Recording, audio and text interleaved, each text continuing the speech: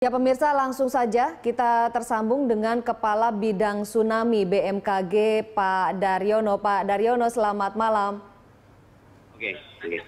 Ya Pak Daryono, tadi kami baru saja menginformasikan tentang bentuk patahan ini Pak. Belum ada? Selamat malam Pak Daryono. Halo? Selamat malam Pak Daryono dengan Selamat malam Bu. Suaranya kok kecil ya? Halo, ya, suaranya kok kecil ya banget ya? Ya, selamat malam Pak Daryono. Apakah malam, suara Bu. saya sudah bisa terdengar? Sudah mulai jelas Bu. Baik Pak Daryono, ini dengan Ani Rahmi dari Berita 1 TV. Halo, ya? Ya, baik. Suara saya sudah bisa terdengar dengan baik Pak Daryono? Iya. Baik Pak Daryono, tadi kami baru saja menyampaikan bahwa patahan di titik gempa ini berbentuk vertikal. Apakah Bapak bisa... Bukan, sesar geser. Sesar mendatar Bu, jadi tidak mendatar benar. Ya. Nah, jadi Bapak bisa menjelaskan lebih lanjut Pak? Silakan Pak. Oke, terima kasih.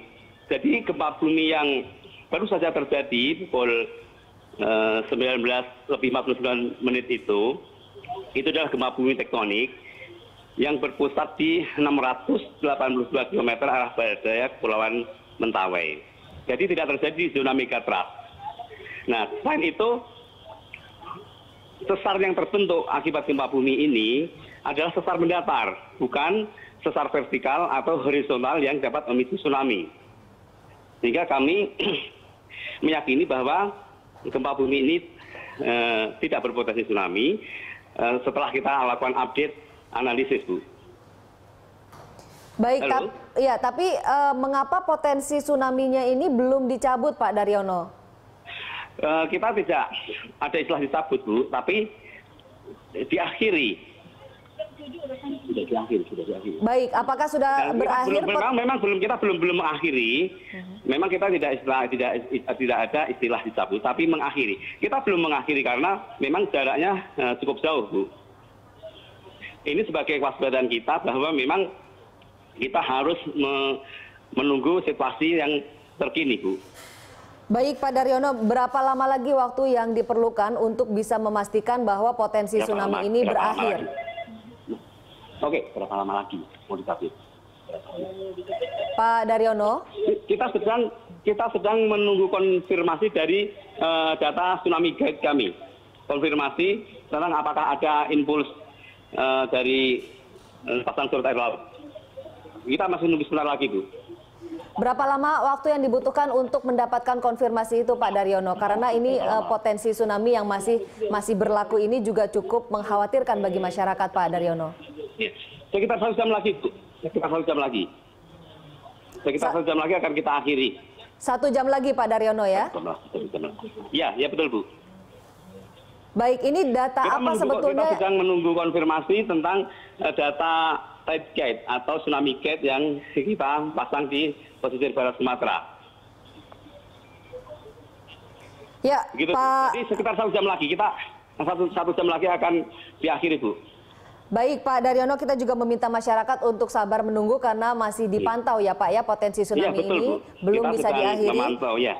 Baik Pak, bagaimana dengan demikian sampai saat ini belum ada laporan terkait dengan kejadian tsunami yang ada di pesisir barat Sumatera, Bu. Ini terjadi di sebelah timur 90 Strait dan itu memang di situ karakteristik gempanya adalah sesar transwarp dan kami meyakini sesar-sesar semacam ini tidak menimbulkan tsunami. Itu keyakinan dari Pak Daryono bahwa ini tidak akan menimbulkan tsunami. Ya, berdasarkan konsep teori gempa bumi, sesar semacam ini tidak berpotensi menimbulkan tsunami karena tidak ada kolom air laut yang terganggu dari mekanisme disformasi yang terjadi, Bu.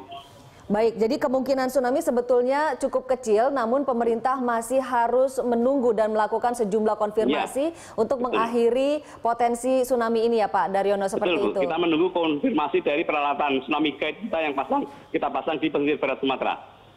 Baik, ini kita ketahui bahwa komunikasi dengan pusat gempa di sekitar Mentawai ini terputus Pak Daryono. Apakah Bapak sudah bisa melakukan kontak dengan Mentawai?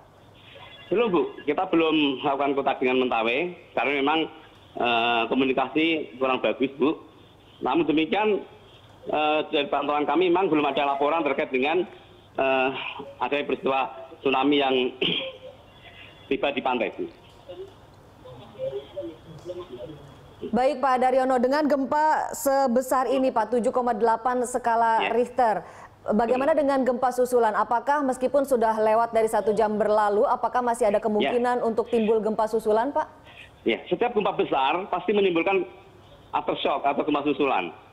Namun demikian karakteristiknya semakin mengecil Bu, sehingga kami juga meyakini tidak akan ada gempa yang lebih besar lagi. Tapi kemungkinan gempa susulan masih ada Pak Daryono? Oh, gempa susulan dipastikan terjadi, Bu, karena setiap gempa-gempa berkekuatan di atas 6 itu biasanya diikuti gempa susulan. Karena kesetimbangan tektonik itu harus distabilkan sehingga rilis energi terus berlangsung hingga terjadi rilis gempa yang lebih kecil, Bu. Baik, berarti masyarakat... Tapi tidak perlu khawatir, karena karakteristik gempa susulan itu kekuatannya semakin kecil, Bu. Baik Pak Daryono, terima kasih banyak atas informasi terkininya Pak Daryono. Selamat kembali bertugas Pak Daryono.